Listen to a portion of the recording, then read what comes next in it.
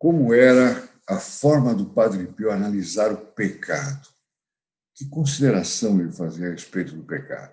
Olá, amigos e amigas da Associação Regina Fide, meu nome é Odair Gutierrez e esse é o nosso programa Padre Pio.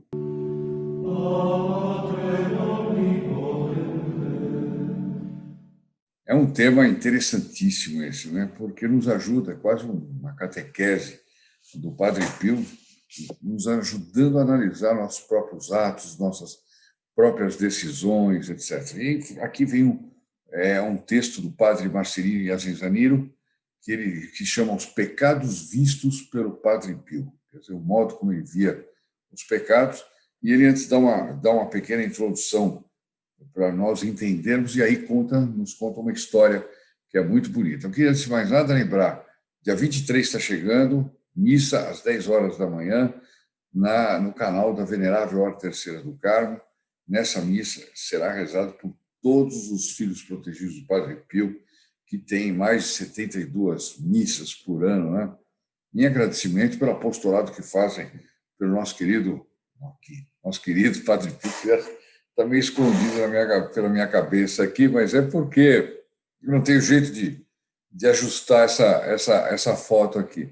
Ela é projetada, então é um problema. Bom, mas em todo caso, eu gosto de ter o Padre Pio aqui sobre meus ombros para que ele possa abençoar esse trabalho que nós estamos fazendo. Bom, não esqueça da missa, não esqueça do seu like, não esqueça de compartilhar. Sempre que você compartilha ou você faz uma nova inscrição, você está se inscrevendo na missa da próxima quinta-feira e também inscrevendo aos outros com quem você compartilhar, tá claro?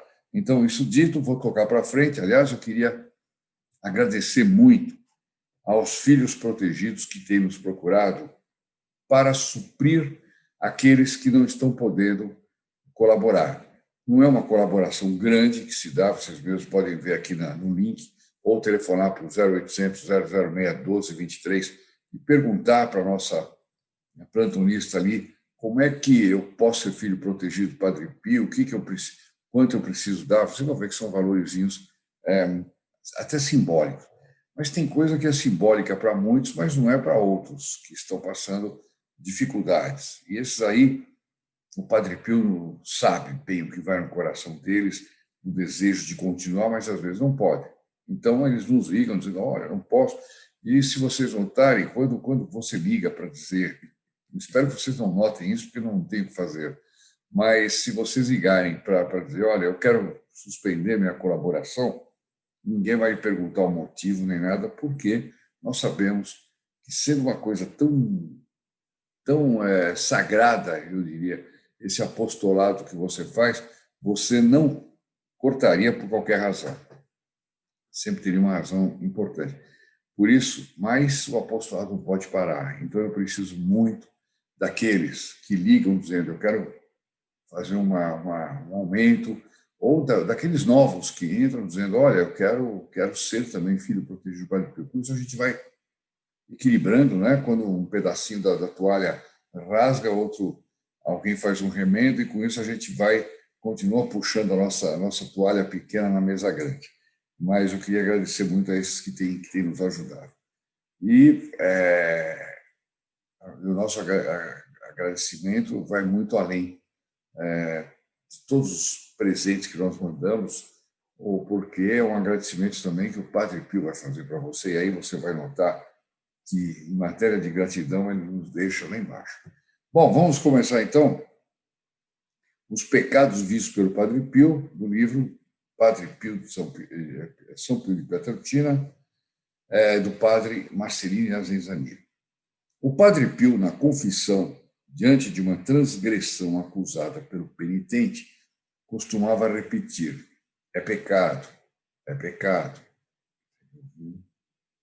Muitas vezes, nós tendemos a regular nossas ações ou até mesmo justificar um erro nosso com motivações humanas, buscando-as na nossa razão. Eu já vou explicar o que é isso. Mas ela, a razão, se não tiver como referência a palavra de Deus, que dita normas de comportamento exatas, Se nós pegarmos os 10 mandamentos, ali são normas exatas. Elas não se prestam a dúvidas. Não matar, né? Não pecar contra a castidade, não pecar contra a castidade, não desejar a mulher do próximo. É tudo muito exato. Não tem dúvida. Não dá para ficar. Não levantar falso testemunho. Né? Então, se nós seguirmos, né, a palavra de Deus, que dita normas de comportamento exatas, isso não pode nos conduzir a uma moralidade perfeita e tão segura a ponto de não cometer erros. Bom, então, o que significa isso? Se eu não tiver a referência à palavra de Deus, eu estou arriscado a cometer erros. Bom, eu vou dar um exemplo de como a nossa razão pode nos enganar. Né? E como é que o Padre Pio poderia ver esse exemplo? Eu vou fazer um exercício aqui falível, como qualquer tipo de exercício, ainda mais sem ser santo. Né? Mas vamos supor, por exemplo, uma pessoa faz uma viagem cansativa, ou ela naquele dia está meio indisposta, é domingo, e ela tem que cumprir o preceito de assistir à missa todos os domingos e festa de guarda. Bom, isso quando acontece no domingo, às vezes é fácil, mas vamos supor que a festa de guarda, dia 8 de dezembro, por exemplo, que é a festa de guarda, acontece logo na segunda-feira. Eu já fui à missa no domingo, tem que voltar na segunda. Então, a pessoa pode ter razões suficientes, motivações humanas, para começar a questionar, falar, puxa vida, olha, eu estou sem tempo, eu estou com muito trabalho, eu estou cansado, além do mais, eu estou indisposto, não me sinto muito bem, meu estômago está ruim, porque às vezes comeu muito na véspera, né? Ou então eu cheguei de viagem, eu estou cansado, e será? Além do mais, a igreja ela fica numa distância que talvez eu já até esteja dispensado de ir à missa pela distância, mesmo que a gente hoje tenha carros fenomenais, né? Ninguém precisa ir a cavalo nem a pé nas igrejas. Então, será que, considerando o meu cansaço, etc., será que eu não caio naquilo que se diz grave incômodo ou grave dificuldade de ir à missa, etc.? Eu tenho que ver exatamente as palavras do catecismo, né? Ou seja, a pessoa fica buscando em motivações humanas, né, as razões para não ir à missa. Bom, acontece que só a razão humana não é suficiente. Eu vou dar um exemplo. Vamos imaginar a Roma dos primeiros cristãos. A Roma dos primeiros cristãos não tinha sábado, não tinha domingo, né? Mas tinha o cumprimento do preceito da missa. Os católicos seguiam isso. Né? Mas, para a sociedade romana, todos os dias eram iguais e a maior parte deles, se não todos, eram escravos, né? Daqueles pagãos horrorosos lá. Bom, então, ele, sendo uma pessoa que trabalha dia e noite, é escravo, não tem sábado, não tem domingo. No entanto, o que ele fazia? Ele acordava de madrugada para assistir uma missa na catacumba, escondido, correndo risco de vida. Né? Os chineses também têm isso, né? Aqueles chineses perseguidos, correndo risco de vida, cansado. Depois ele tinha que sair da missa, vida normal, trabalhar, atender a casa que ele era escravo, sei lá o quê, etc, etc, etc. Ora, se ele fosse fazer raciocínios usar apenas as motivações racionais, ele estaria dispensado de ir à missa, a rigor, né? Poxa, corro risco de vida, corro muito longe, tenho que ir a pé, essa noite não vou dormir, vou ter que trabalhar normalmente, quer dizer, tem todas as condições muito mais graves do que o exemplo que eu dei dos dias de hoje, tá claro? Ora, o que fazia eles ultrapassarem todas essas dificuldades era a fé, a luz da fé, da palavra de Deus. Então, aqui vem nem sempre os argumentos racionais são suficientes para poder justificar certas condutas nossas. E era isso que o Padre Pio ficava muito de olho durante as confissões.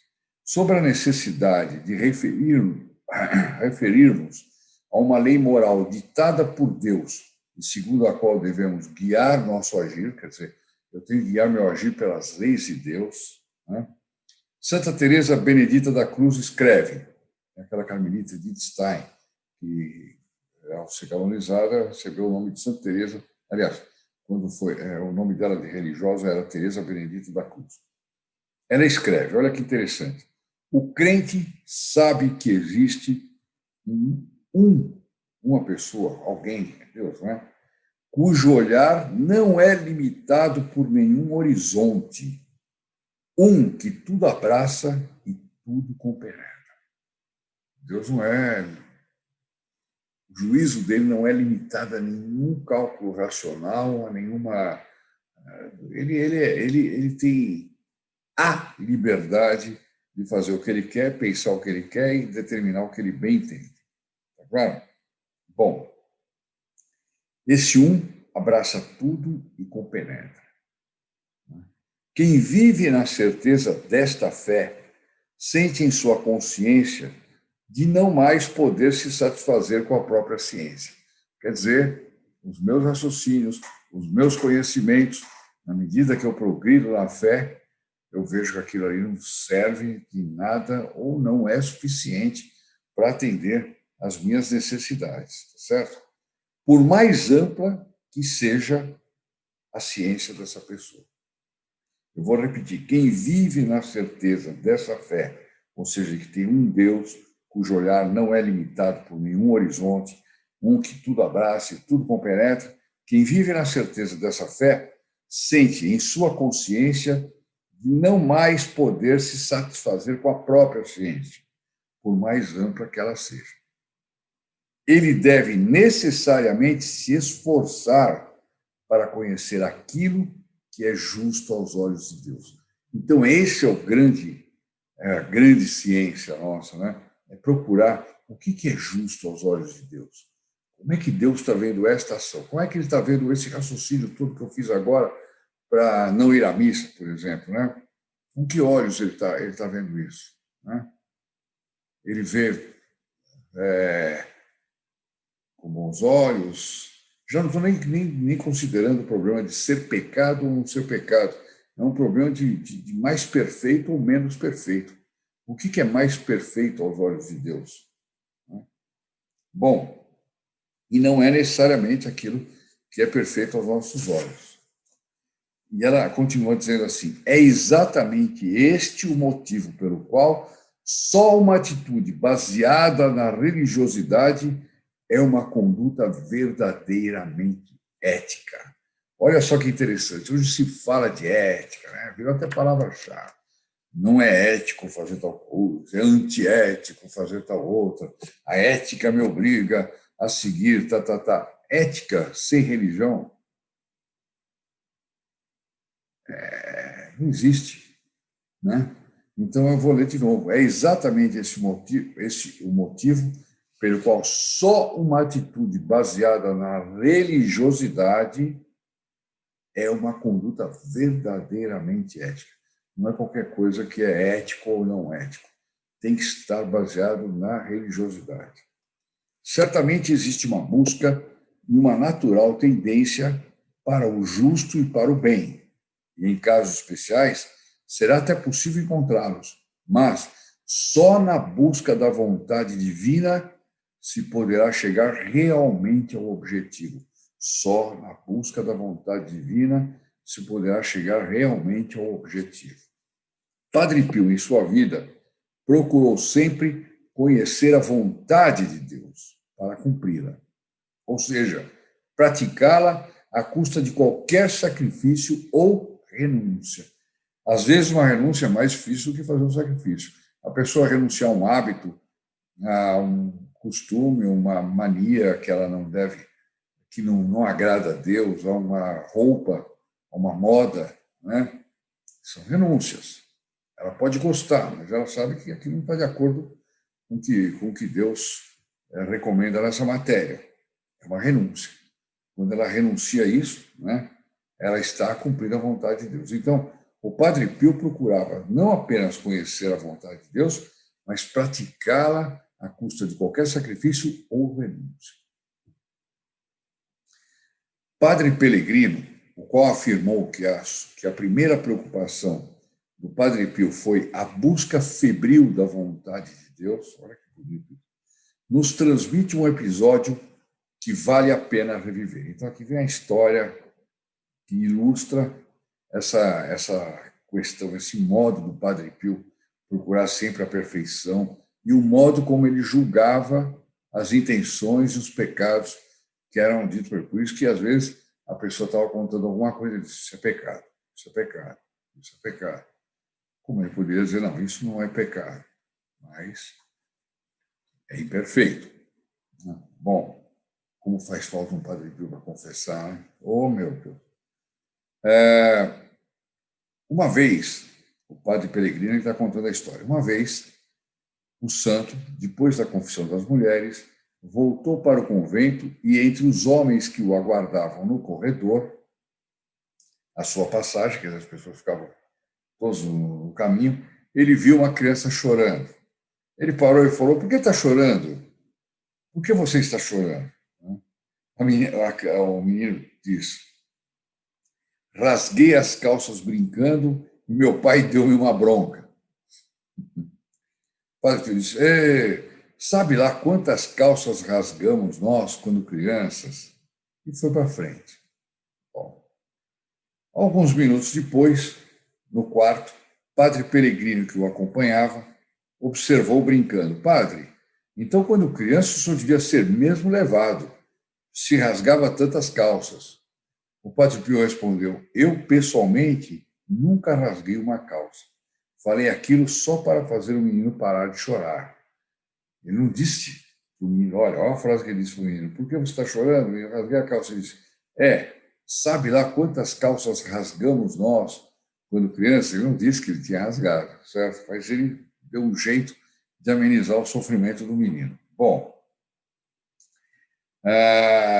depois ele acrescentou, a cara sim, quer dizer, nunca tinha rasgado a calça, mas a cara ele seria capaz de rasgar se fosse para cumprir a vontade de Deus.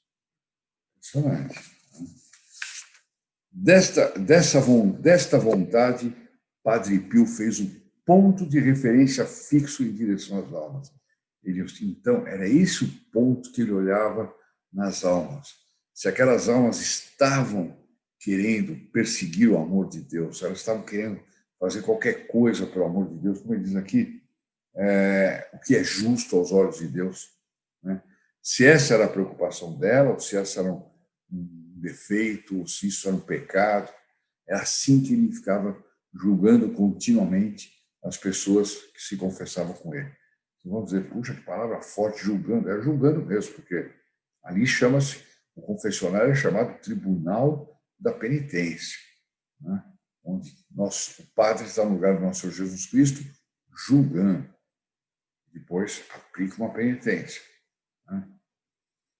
Muitas vezes, devido a algumas posições assumidas por Padre Pio diante da transgressão da lei de Deus, os que estavam ao seu lado teriam preferido que ele adotasse uma linha mais suave, mais compreensiva. Aliás, infinitos os números, né? É infinito o número dos que hoje pensam assim. Eu vejo, às vezes, você vê um programa no YouTube, um conselho de um sacerdote, ou de outro, etc. Há sempre uma linha suave. São poucos os que têm coragem de dizer a verdade, dizer claramente a vontade de Deus. Mas vou dizer coisas que agradam a todo mundo. Quer dizer, vou fazer aqui uma sessão de psicologia, de autoajuda, sei lá o quê, etc. E a vontade de Deus? Qual é a vontade de Deus? E o que envolve pecado ou não? Isso é que interessa. Isso é que interessa. Ao Padre Pellegrino também aconteceu surpreender-se por esse rigor por ocasião de uma crua denúncia que o santo fez sobre o pecado do aborto. Então, ele era radical, era assassinato.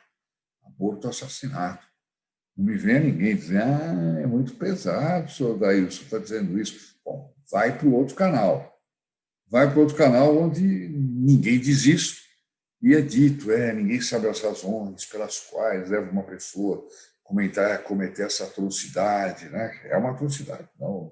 Ninguém nega isso, mas precisamos também nos colocar na pele da outra pessoa, etc. Não, espera aí, nós precisamos nos colocar sob o olhar de Deus e imaginar e pensar naquilo que Deus, como Deus vê aquele ato. Essa que é a verdade, não é outra, né? Sem meias palavras, né? Eu já tive críticas aqui, porque uma vez eu li um texto do Padre Pio falando a respeito do aborto. Então a pessoa disse: olha, isso não acha muito pesado, se as pessoas cometerem esse pecado, elas podem ficar muito abaladas. Que fiquem abaladas e que saibam que tem perdão. Saibam que pode procurar um sacerdote, se informar como fazer para ser perdoado, etc., desse pecado horrível. Devia ficar abalado, muito mais abalado, aquele que não tem perdão e aquele que está se jogando no inferno e que vai parar no inferno porque ninguém diz isso para ele. Esse é o problema. Bom, então o padre Pellegrino também uma vez falou: poxa, que rigor tal, né? Padre Pio justifica a necessidade de falar claro com o povo de Deus, muitas vezes abandonando a si mesmo. Quer dizer, não é.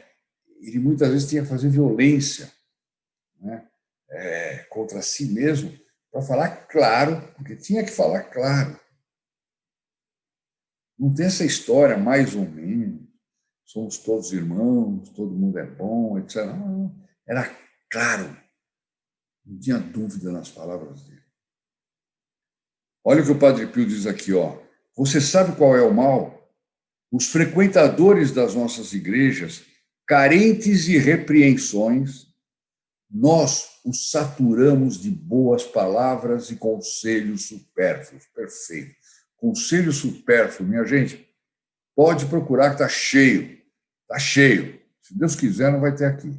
Conselho supérfluo, não. Né?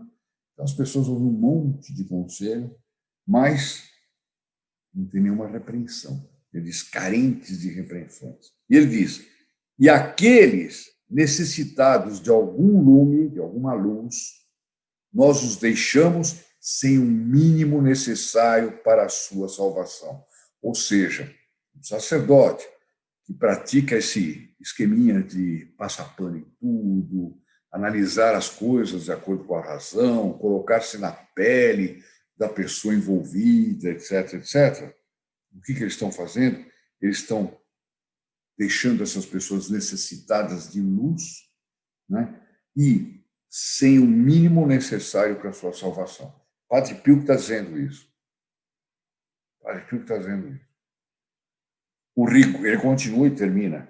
O rigor fraterno, quer dizer, não é a pessoa que tem um rigor porque odeia o outro, porque quer se vingar, ou porque você precisa escutar umas boas. Não, não. O rigor fraterno de irmão vale mais que todas as meiguices do mundo reunidas. Então, meiguices, né? Todas as bondadezinhas, sorrisos, condescendências, passadas de pano, não vale nada perto do rigor fraterno.